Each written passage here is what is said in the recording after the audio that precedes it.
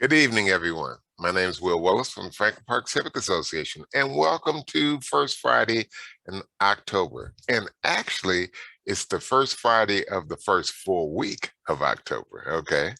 October King has snuck in here on us, just like everybody else, I think, right at the end of September. But we are all loving the weather and loving the season that we are about to begin here, the fall season. So today we have a very special topic, and as hopefully everybody knows, we try and address topics that are a matter of passion to people who live in our neighborhood. And we have a lot of people in the neighborhood, a lot of different passions, but one person started an initiative that I'll let him tell you about that he is totally committed to. I can vouch for that personally, and that is Billy Silva to my right. Billy, why don't you introduce yourself and whomever else you like and take us forward. Thanks, Will. Thank you. And good evening, everyone. Well, one thing just to address immediately is that it was not an individual initiative in any way. There's several people who are collaborating together. So they're here this evening. Soraya Mani is one of our neighbors. She lives right around the corner. And Kelly Kelleher, also one of our neighbors, just a few houses down the block. So we've been kind of collaborating together. And while we were the initial nucleus of people who I think were working on it from the outset, that nucleus has actually kind of grown. So maybe 3 people initially, now maybe closer to like 10 or more who have been planning these discussions and so forth. So just to give you a little bit of just some very quick background information. The Franklin Park, we called it the Franklin Park Racial Justice Conversation, began about 6 months into the pandemic. So prior to that, this initial group of friends was coming together every other week or so in the neighborhood to have some prayers, but then also just to think a little bit about how we could be of service in the community. And so from the very beginning, there was this idea that we really wanted to try to figure out how to just serve locally. So, some ideas came up. They were very small. I think maybe 1 or 2 times we went out, we tried to rake some leaves for some neighbors who we thought maybe, could use that. We may have maybe prepared some food or arranged food for some neighbors, things along those lines, but always with the consciousness of wanting to be of service in the community in some way, whatever we could think of. But then as the pandemic began, and as time moved on, we were not quite sure how long it would persist, and then ultimately how severe the consequences would be. And so we began to do little things, I think we pulled together some resources in the community. We made some masks, distributed them to some of the youth and some of their families. But then the killing of George Floyd, I think, really shocked the nation, really shocked the world for that matter. And so this incident really brought racial prejudice to the fore of American consciousness. And so around that time, the National Spiritual Assembly of the Baha'is of the United States wrote a letter called Forging a Path to Racial Justice, which we, in our little group, we read that letter together. And then shortly after, another letter was written by another Baha'i administrative body called the Universal House of Justice. And we read that letter as well. And so then we began to think, well, is it possible to maybe foster a conversation? We know, our community, that the Near East Side is really a community that's having a movement of populations. And you may call it gentrification, those kinds of things are happening. And so we were thinking, well, will it be a service to the community if we could foster a conversation about racial prejudice within the community? And so that's where the initiative was born from, just really out of a desire to kind of be of service in the community, but then realizing that this issue of racial prejudice was maybe something that there might be a constructive way to approach it. And so the gathering began, and we began to approach it. We began to think of a couple of questions that we wanted to learn about. One of them was just, how do you even invite neighbors into a conversation like this? How do you actually do that practically? Another question that we were thinking about was, then how do you facilitate it? If 10 or 20 people come together with different ideas about these things, how do you actually constructively facilitate that conversation such that, that the unity of the community still remains and is foremost in our mind? And then the last question that we were thinking about was that how then can the conversation grow to include everybody in the neighborhood? It wouldn't really work so much if it was just a few people thinking about this. So the vision from the beginning was that at some point we could grow to include the entire neighborhood. So just to, before maybe shifting gears, we had just a few slideshow. Maybe I can share my screen here. And it just illustrates a few very brief quotes that were kind of underscoring some of our thinking. So let me just, can I screen share? Yeah.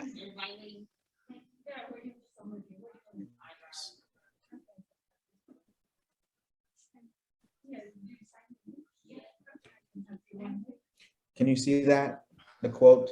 Yes, we can. So from the beginning, we were thinking, well, what is a definition of racism that we can really think about, that we can use to kind of frame our conversation? So this particular quote says, racism is a profound deviation. One second, sorry. Racism is a profound deviation from the standard of true morality. It deprives a portion of humanity of the opportunity to cultivate and express the full range of their capability and to live a meaningful and flourishing life while blighting the progress of the rest of humankind. It cannot be rooted out by contest and conflict. It must be supplanted by the establishment of just relationships among individuals, communities, and institutions of society that will uplift all and will not designate anyone as other. So this was one of the quotes that we were thinking about from the outset. And then in the letter that we read, Forging a Path to Racial Justice, there were a few, brief sentences. We thought maybe we could just share a few sentences to give you a sense of what the reading and the conversation was like, what it was framed around.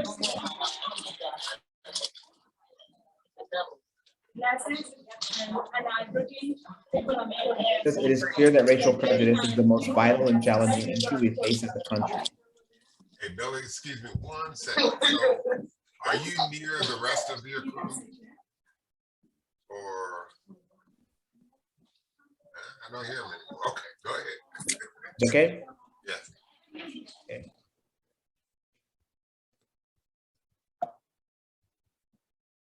To create a just society begins with recognition of the fundamental truth that humanity is one.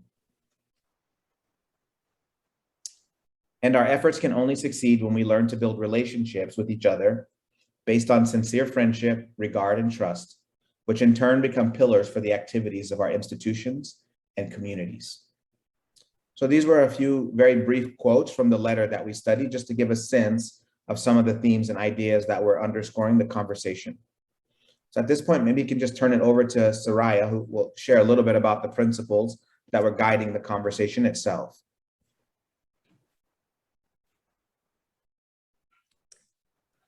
Hello, everyone. Happy to be here. I kind of will follow after Billy and just share some of the principles that guided our efforts. One of which is the recognition of the oneness of humanity. Billy just read that quote that to create a just society begins with recognition of the fundamental truth that humanity is one. So just as a neighborhood, just as Franklin Park, we are all one. We are all one people. And so recognizing that, however, is we cannot just believe that in our hearts, it creates the moral imperative to act. So not only act, but also view all aspects of our lives through the lens of justice. Another guiding principle was something we are calling a twofold moral purpose. So really what this is the transformation at the level of the individual and society. We find this in many secular and faith traditions around the world. And this kind of purpose and knowing that we're in this effort, doing just that has really guided us. And if you don't mind, I'd like to kind of share a quote that really embodies this. The quote reads, "We cannot segregate the human heart from the environment outside us and say that once one of these is reformed, everything will be improved. Man is organic with the world. His inner life molds the environment and is itself also deeply affected by it. The one acts upon the other, and every abiding change in the life of man is the result of these mutual reactions. So understanding that our own transformation is very much linked to what our neighborhood looks like also. And so that unity and that building of unity, one affects the other. So there's two more principles, one of which is that we were really from the outset operating in a learning mode. Understanding that no one really has all of the answers, and we come into it with a humble posture. And so we continue to learn. So as we come here today, we are still learning, and really ask everyone to kind of be a part of this process and help us in that learning process, because there's a lot to learn, that's for sure. And lastly, that the guiding principle of justice demands universal participation. We knew that our desire and hope was to include every individual, every soul, so to speak, in the neighborhood in this conversation. And that is really what justice requires. So in doing that, we are always finding new ways and trying to seek to have more voices in the conversation. That's kind of the principles, a little background there, but I will hand it off to Kelly, because I think he's going to give kind of how things have evolved over time, kind of what brings us to this point. Thank you, Soraya. Yeah, first of all, I want to say thanks to the Franklin Park Civic Association. You know, it's just a gift to have a concerned community that's out there, an active civic association. And I come from another neighborhood where I lived a long time, and it was not nearly as passionate as this neighborhood. So to see this passion is just outstanding. But having said that, I think that's where we felt safe and encouraged to take on a difficult topic among the neighbors of racism and unity, and talk about all the hurts and feelings that have been going on. So, you know, I'm going to talk just briefly about the actual logistics and what happened, what transpired, what is this effort conversation been about, and then talk about some of the evolution in the process before we get to actually some of our learnings.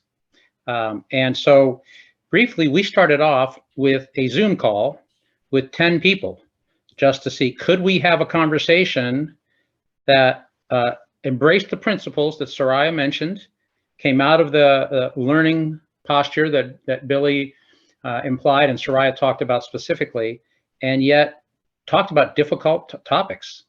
And so we had a Saturday afternoon, 10 people on a Zoom call, and a lot of passion in breaking up into small groups and reviewing things. That resulted in another group of 10 wanting to get on the phone the following month, and another group of 10 the following month. So 3 subsequent groups.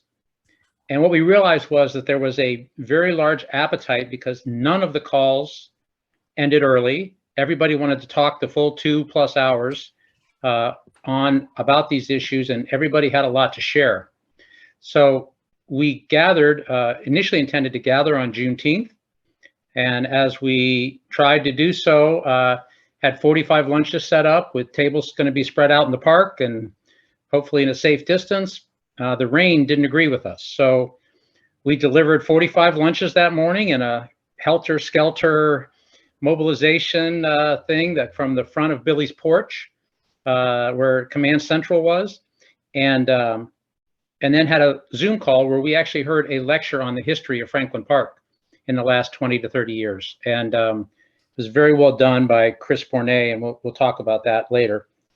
But finally, we had an actual gathering of some 40-odd people of every age, children all the way to seniors like me.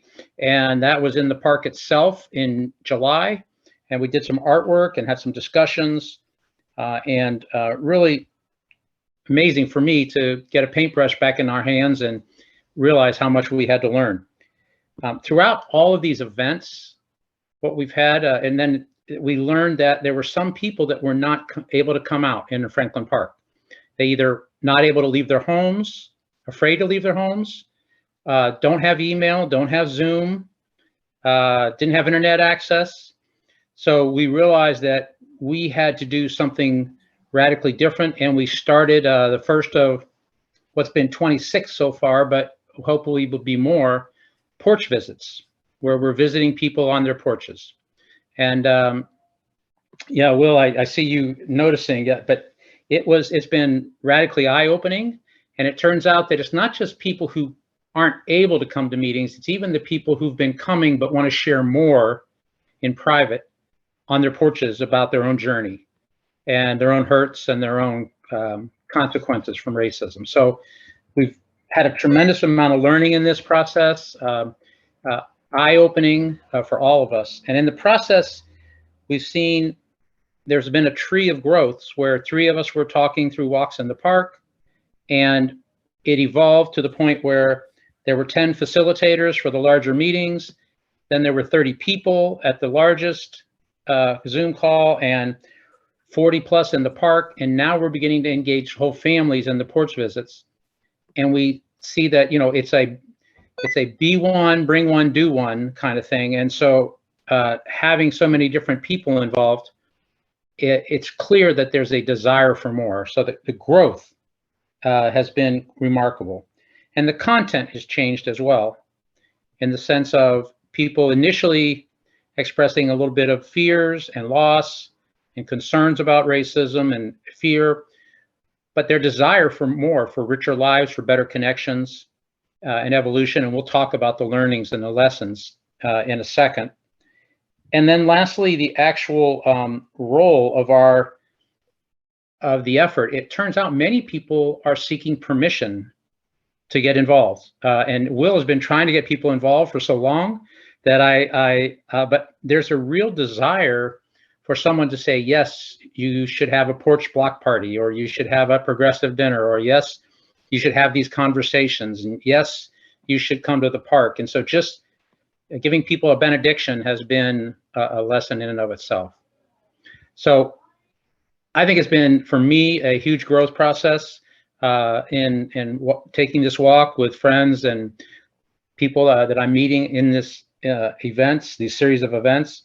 But I also think there are many, many lessons we've learned, and I'd love to sort of turn to that, unless there's a pause for a second to answer any questions that Will, you might have, or anything like that, or comments. I would, the one note that I took, and I am a note taker, is the letter that Billy referenced at the beginning. If there's a way that we could share that with other people who weren't able to join us today, I think that would be great. Yes. All right. Should we put that in the actual chat, or should we send that later, or make copies? What's the best way to do that? Let's do both. Okay, we'll do it all. Both. And then also, when we post our video summary here, we can maybe provide a link to a place where people can look at it and download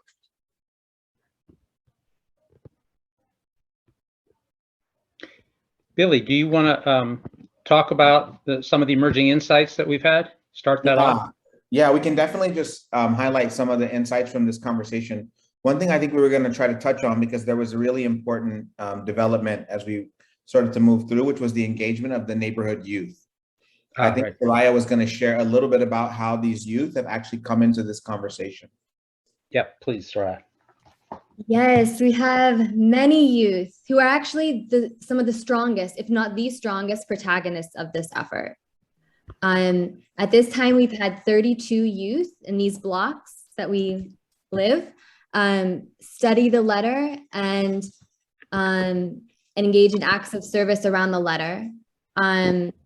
One of which is really going and visiting neighbors, identifying neighbors, and sharing with them the letter, sharing with them their reality, their experience. These youth have a strong vision for Franklin Park, for its future, and carry with them their own, realities and experiences. There's definitely a wide diversity of experiences in this neighborhood. And something that I think is really fitting in describing these youth is these words, if I can share them: in the young people of the world, then lies a reservoir of capacity to transform society, just waiting to be tapped. And the release of this capacity should be regarded by every institute as a sacred charge.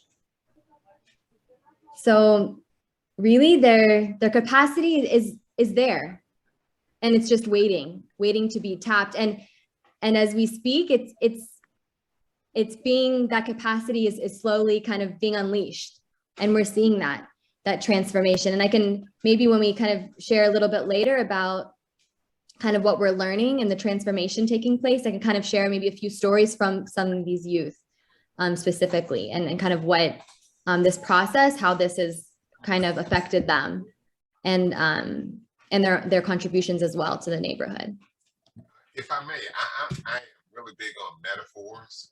And when you said that, I just saw a giant flower bulb warming up underground, just waiting to extend its leaves, its flowers, its branches. It's very, very nice. Beautiful. Very nice. Yeah. Thank you. But I Before we get into No, not at all. I was actually just winding up, but some of these insights, yeah, if Billy, if you would like to take, these insights should be noted, are kind of coming from systematic action and reflection. So these really are insights that are coming from a process in which we've been consistently learning, reflecting, then acting continually. So Billy, if you'd like to kind of share some of the first kind of ones that we've identified. I think one thing we wanted to do is just share a few quick images, just to give a sense, of what it actually looked like, what the Zoom calls look like and the meetings and so forth. So just to kind of give a sense, I'm just going to share the screen really quickly. So this is what one of the Zoom calls look like, just some neighbors having this conversation. And then let me see if I can, 1 second, sorry, here we go. When we had the gathering in the park, and it was children and middle school students and youth and adults, also having this conversation around racial justice, kind of led by this particular letter. This is a group of middle school students engaged in an art project. Everyone had a piece of an art project, and when we brought it all together, it was kind of a decoration of the word unity. These were some of the youth who were also part of the process. This was a chunk of the group, but from all of the Near East Side and a few visitors. This is one of the youth gatherings in the backyard with youth from the neighborhood, different parts of the neighborhood. One thing you can't see is that they're doing art here, but then over here they were making a song with this drum. So art was really central to the idea, like exploring racial justice. But as we're having that conversation, it does lend itself to giving expression through art. So that was always a part, one way or the other, it's been a part of the conversation. Again, just another image. This was kind of a larger gathering of some youth who were from our neighborhood, and then also some who were visiting from Flint, Michigan. These are some youth in the neighborhood who were having a conversation about, well, just thinking about our neighborhood. They actually were mapping out the community and then, talking about what they thought they could do. So they were just mapping out where they live and, what are the landmarks and what are the forces that are affecting them in their life and so forth. These are some more of those youth as well. And these are some of their maps. You may look familiar, East Fulton and Kelton. So Fairwood and Livingston. So you kind of get a sense of where some of the youth live also. And then just lastly, just maybe show this. This is a very short video, but it also gives just a very quick impression of what some of these visits, you know, when we started to go to the homes. This particular visit was really interesting. This is just a very short video. It's just 20 seconds. You may not even hear anything.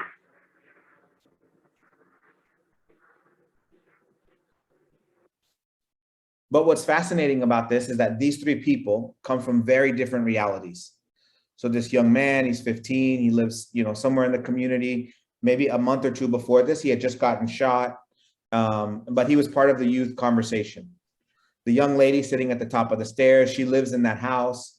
That's her home. We kind of met her. She's associated with some of the kids in the program. And then the other woman there, her name is Yvonne. She also lives in the neighborhood maybe for about 3 or 4 years. You've probably seen her walking that really big black dog. But, you know, these three people would not know each other if not for this conversation. And it was fascinating to sit and to listen, to see the three of them having this discussion and the insights that were emerging. And when I remember talking with, I mean, each of them shared something profound. But when we were reflecting on the conversations, I asked Yvonne, well, can you tell me a little bit about what that conversation was like? And her response was, it was mind-boggling. And she went on to share that the things that had been shared with her from those youth really elevated her thinking. In one sense, she saw the young lady and she recognized some things that she sees in her own daughter. So then she had that connection of heart, like, this could be my daughter. The young man was sharing things with her that I think she just was not aware of, you know? And so not to center everything around her, but we just had a conversation. And so both of those youth had really profound experiences. So these are just some quick, you know, just some images just to kind of give a sense of what some of this has looked like in action, like out in the neighborhood. And so then I think the last thing we were going to maybe just share a little bit about was just some of the insights that have been emerging from these discussions. One of them is that at the very heart of all of this, in every conversation that has taken place, is the centrality of relationships. It always comes up in every discussion that this is all about relationships. And so, and at the level of the neighborhood, we need to foster them. But it's important, I think, that it's recognized that there's a relationship between racial justice and the relationships that we form with our neighbors. And that we should see the coherence when we're out in the community and talking to people, making friendships, establishing those relationships, that even if we're not thinking of it, that is one thing that we can do to bring about unity, to bring about, to maybe uproot some of this condition around racial injustice that we've been seeing all of these years. But at the heart of every discussion, it's always come back to this notion that relationships in the community are key to solving this thing at the level of our neighborhood. So that's just one insight that we've seen a lot. We've heard a lot over and over. Related to, and Billy, is mentioning relationships, but it's amazing how much that came across in the Zoom calls and the private visits. Just everybody was realizing how isolated they were in the pandemic. I think pointed that out to so many people. They didn't know their neighbors. So that was great. I also, we had talked about another insight that we've had that's emerging, is that the history of the neighborhood is critical to really understand that. And there are many older folks who said the highways really disrupted the neighborhood, but many people talked about Ameriflora and how the park used to be special when they grew up or knew so much about Franklin Park, and it was such a gathering place. And to feel that that's so much less so now was a real trauma to many people. So we had Chris Bournet, who wrote that wonderful article in the Dispatch and Columbus Monthly, I believe, that talked about the history of Franklin Park as a source of Black joy and its loss. And he came and spoke to us on the one of the larger Zoom calls and really gave a great story. But it was clear that there were so many people who were affected by that when we do our visits. Related to that, to some extent, is a similar insight, and that is that people don't have a place where they can express these losses. So we had several people express a lot of isolation and sense of loss during the pandemic, and also related to the Black Lives Matter protests and violence. and the continued killings, they felt they had nowhere else to talk about it. They didn't have a place to, so developing a safe way for people to express their grief and express their loss and keep it from turning into anger or resentment was an important thing for some people. So really trying to provide that, I think, is a critical aspect of what we've learned in doing some of these activities. Yeah, and one additional thought was that came to us over time was that, you know, we were really thinking about the individuals in the community, but at some point our thinking began to shift, that if we were going to make some kind of a contribution to this, that this had to engage whole families. So initially we were just thinking, well, maybe one person in every household could be a part of this conversation in some way. But then we said, no, if this is really going to have an effect, it has to really be the whole family, like a whole household has to be having this conversation. So just recently, we began to shift our thinking and try to think, well, what does a conversation sound like that can engage a whole household? Whether that's a family or whether it's roommates or whoever it can be, can this conversation about racial justice begin to take root inside of the home in a constructive manner? So our focus has been on that. And so a lot of these porch visits and things like that is we're trying to kind of move to think more widely instead of just individuals, to begin to think about families or households at the level of the community.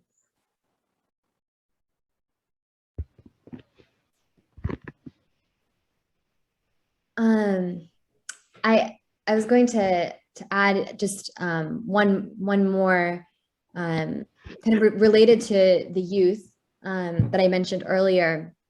There's a consciousness in the community that we have to engage the next generation, and there's a desire across ages really to kind of assist those that are younger in our neighborhood to kind of grow and develop and become these agents of change in our neighborhood.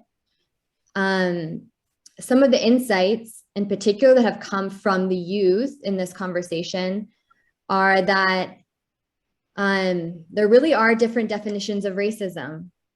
And in having this conversation,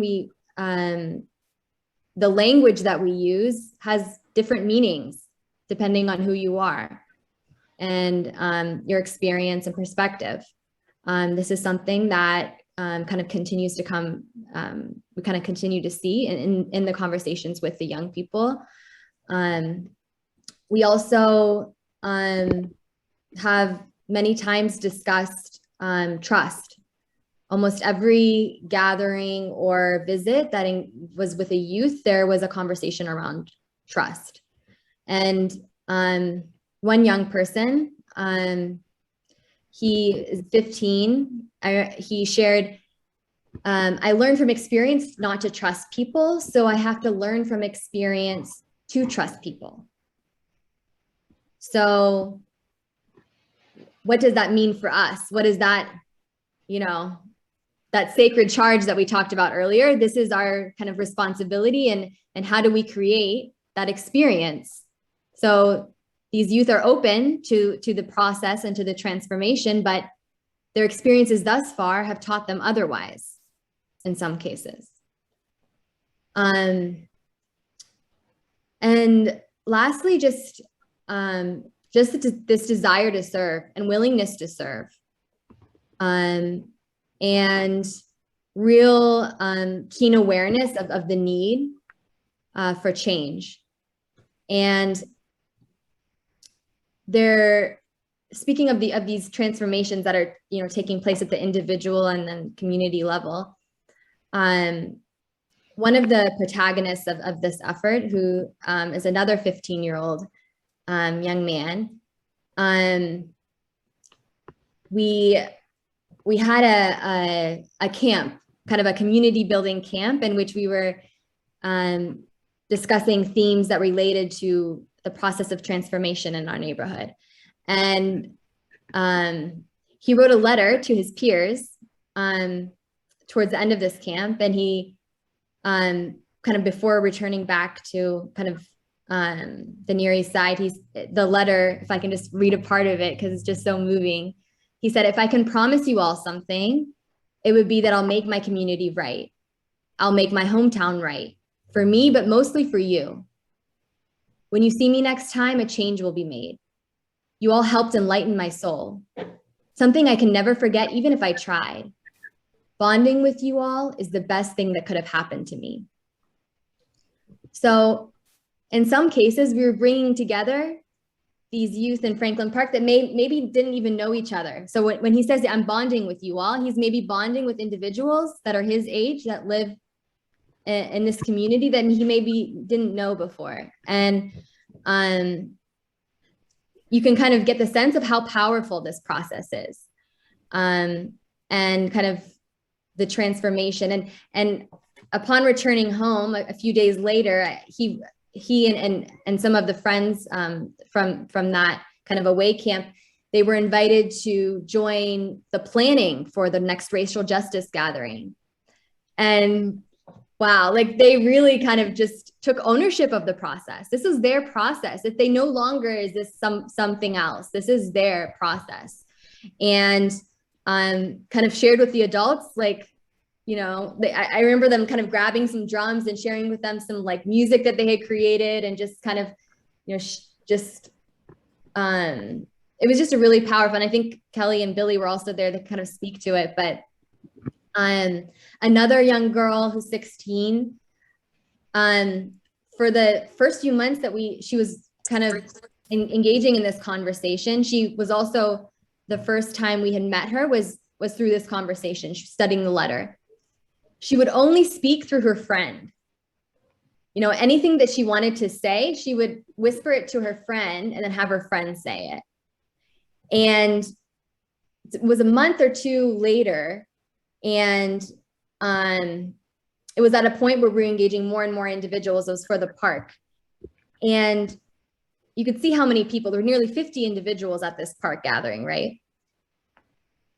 When we were in this circle, there was some hesitancy to who's going to be the first one to kind of introduce themselves. You know, we didn't all know each other, and, you know, there's, you know, different individuals coming together.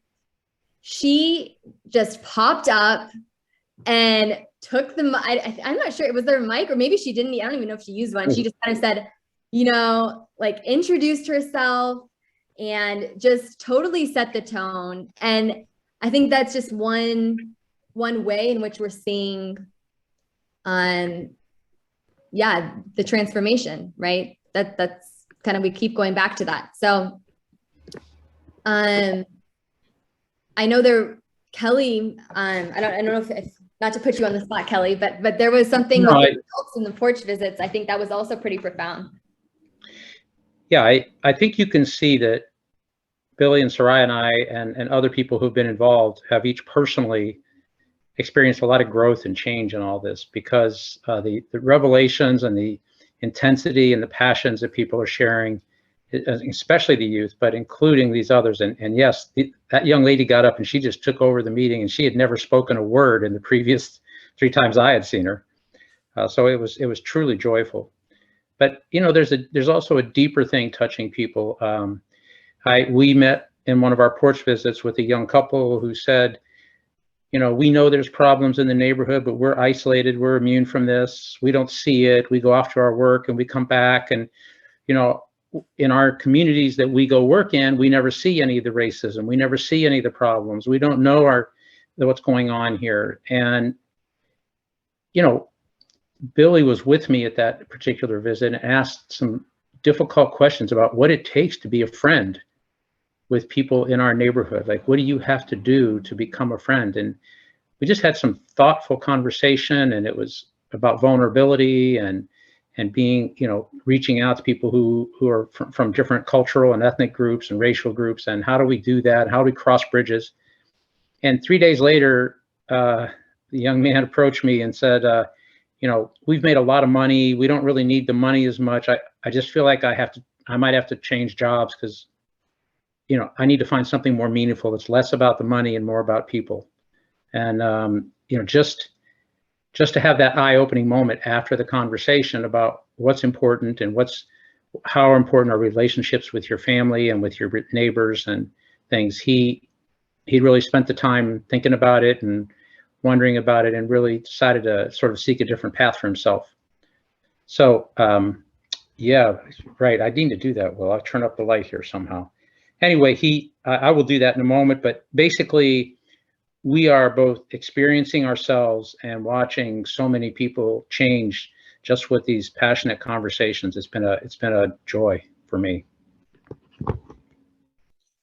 Yeah, maybe we can pause there and just see if there are any questions or thoughts. But just as a general, I don't know if the statistics matter so much, but to date, over this 6-month period, there's been 66 adults and 32 youth who have been a part of this conversation, either in groups or, you know, on the porches or in a home or wherever, just wherever the conversation's gone. So that's so the things that we're sharing are from that, you know, from that group of people. But, you know, it's very nascent, it's very new.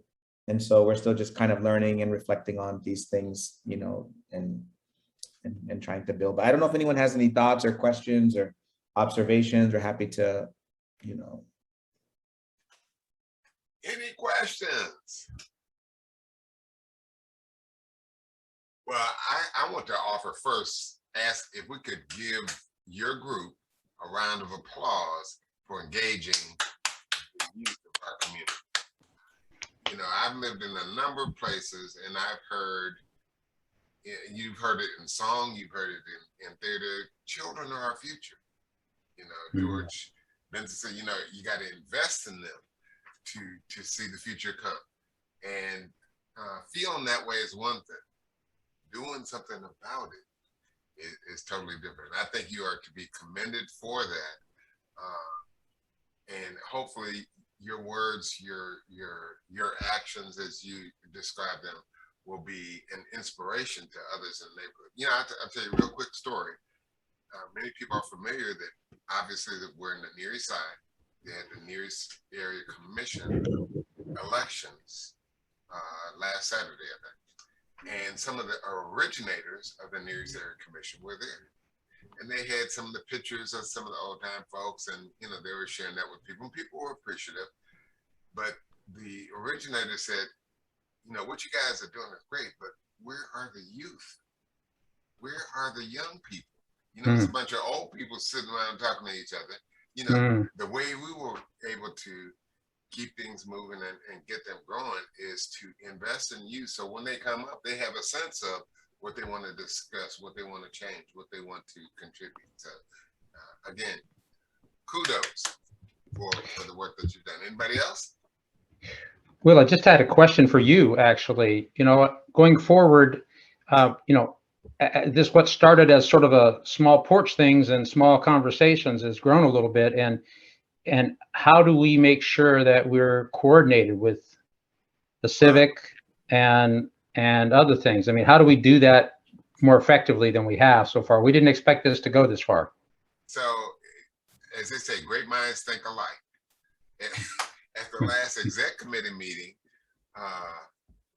we had a similar discussion about engaging our neighborhoods. You know, not everybody, as we know, as you discovered, is on social media or is, you know, following on the internet or reads every little piece of email that comes into their box or has a desire to. So we put out yard signs, but we said, hey, I remember a couple of years ago, somebody had a band on their porch, okay? They know who I'm talking about. and you know, the idea of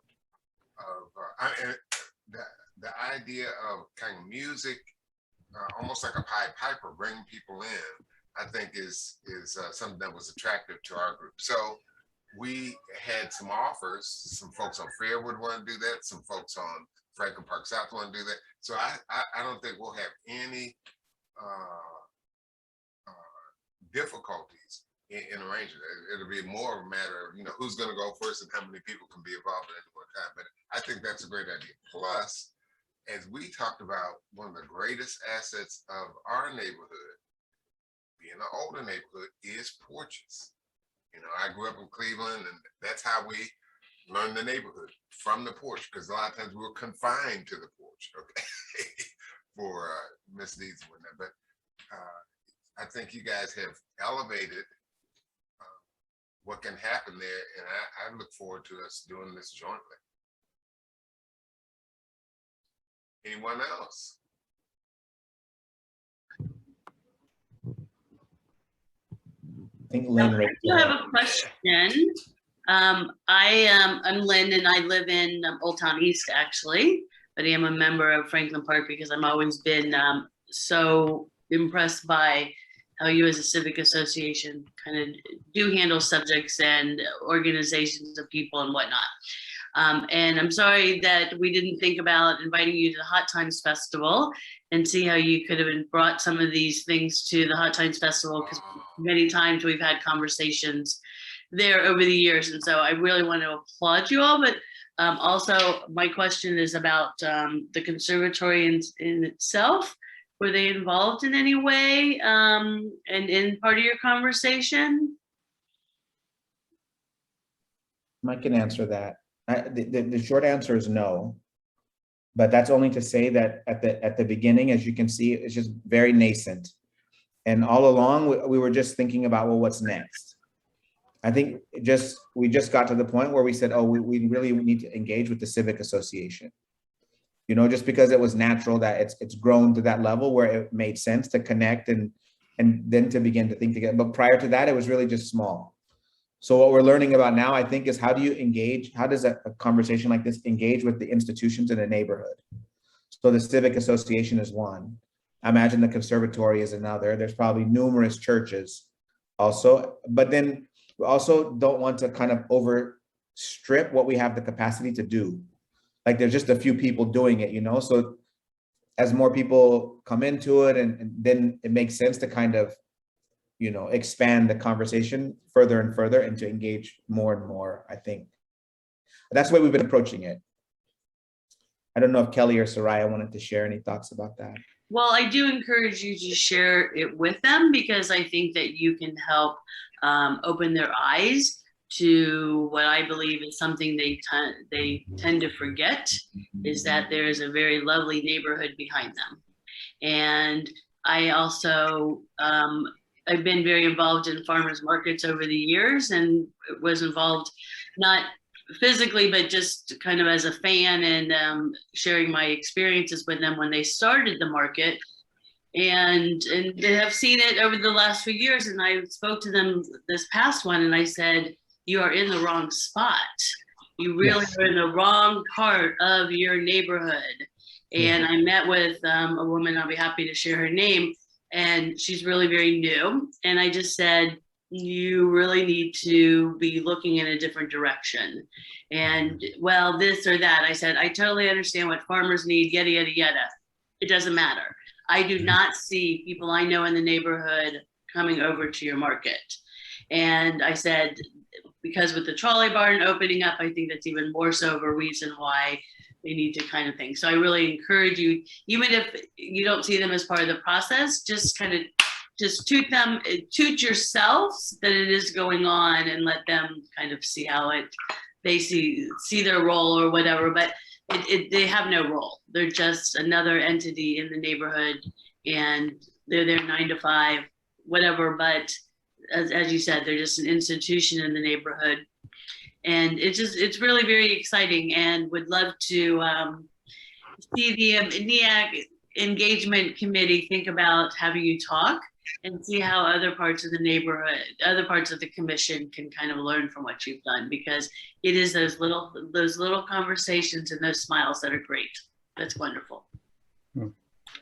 I do like, I really appreciate that, Lynn, what you're asking. And I agree with Billy that we have to go slowly, but I do think Franklin, the Conservatory is an anchor institution in our neighborhood, and its effectiveness will be largely driven by how successfully we can engage them. In some ways, we will continue our conversations regardless, but they could bring youth programs, the farmers market, other things more to the neighborhood side and do things. So I think it would be wonderful if they did, but again, we're so excited that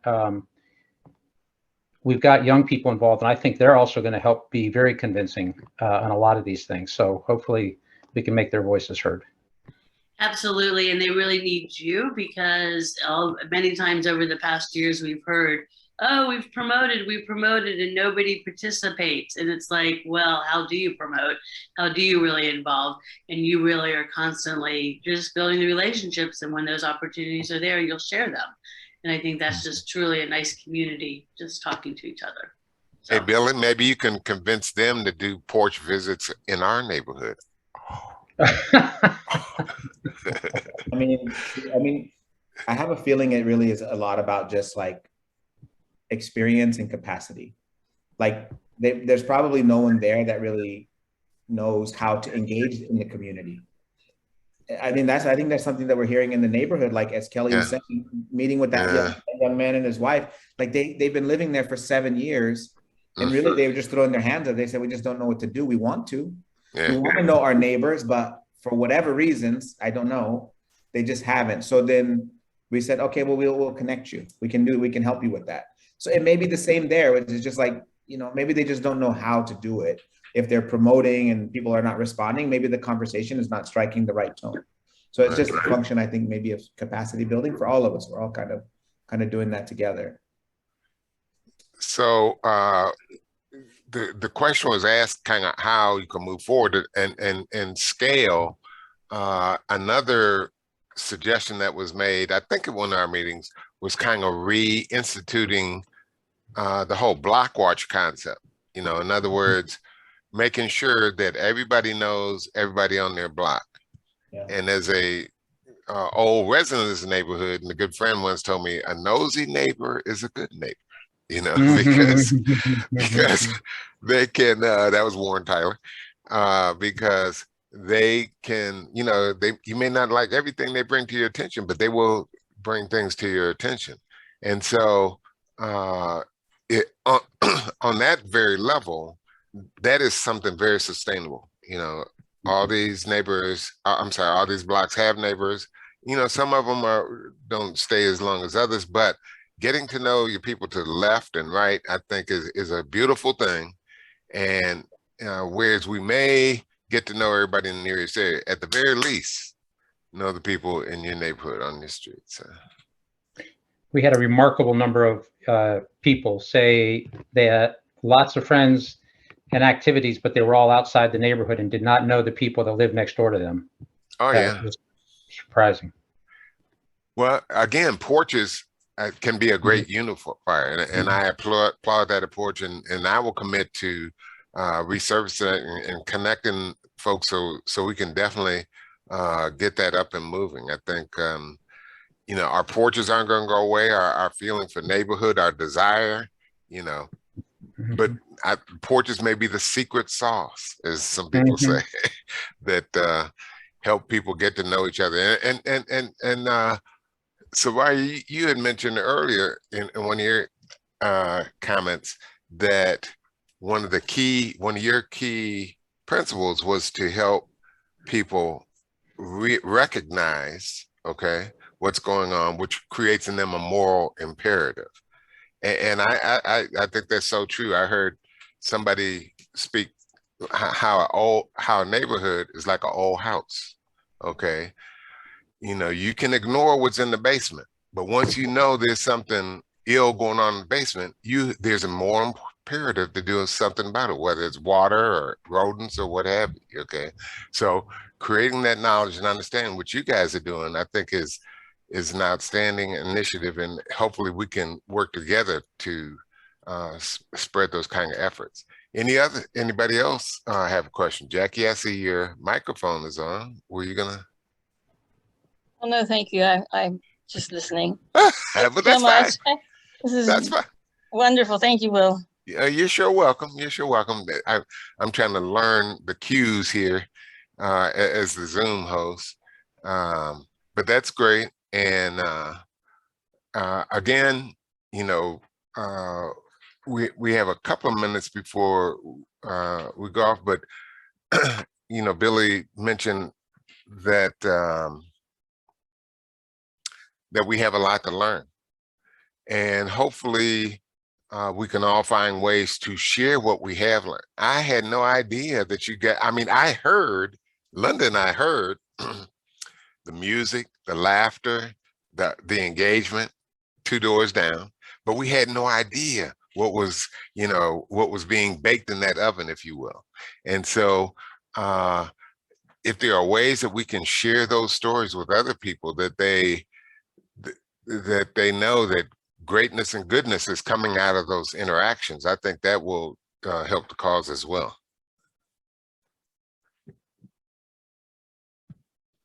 Yeah, one thing that is really has been truly, I don't know what the word is, transformative for our own individual hearts, is the conversations that are taking place. Yes. Like, those conversations have been so powerful and profound. Mm-hmm. I mean, there's been so many of them, but the ones with the young people one-on-one or in small groups or in someone's porch, the things that come out in those conversations around this particular topic are unbelievably profound. I wish we could capture them. I wish we had some narratives or something we were, writing them up to just give a sense of what is on the hearts of people. And if you're sitting with them in their home or on their porch, they will share it. Well, one example you might look at is one that, truthfully, I used to listen to a lot more than I have lately. And Linda, maybe you can help me, as you always do. Remember the name of it's of an initiative, and it appears. It might be called Story Hour or something like that, but it's basically a little snippet, almost like what you have, where two people are having a conversation, and what they reveal is just so amazing, so profound. Is anybody familiar with what I'm referring to? Is it StoryCorps? StoryCorps. Thank you, Kelly. Yeah, I knew I had story. Yeah, StoryCorps. So, you could do that kind of with the cell phone, but just those little 30-second stories are so powerful, and they're all archived, I think. And I think that would be great, to get that out to people. What were we gonna say, Bill? I was just commenting that it's an app that you can do. I hadn't thought about that, but interviews could be done in StoryCorps format, and that could be preserved. Yeah, Stories of Franklin Park. And it's amazing, just like you said, some people would rather talk on their porch than out in the park or in a group meeting. Some people would rather listen to those stories, in the privacy of their own, wherever they listen to stuff on their phone, than be in a meeting or a presentation, whatnot in here. So I think putting them out there in the atmosphere is extremely good karma, as they say. Sarai, did you have any thoughts? We kind of moving fast, but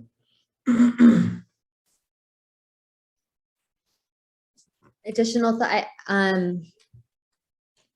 Nothing that necessarily that comes to mind. I mean, were you thinking of something that, in terms of the youth? It's like, is that like a, there's so much. Yeah, it's like, it's really, how do you like kind of distill like kind of what,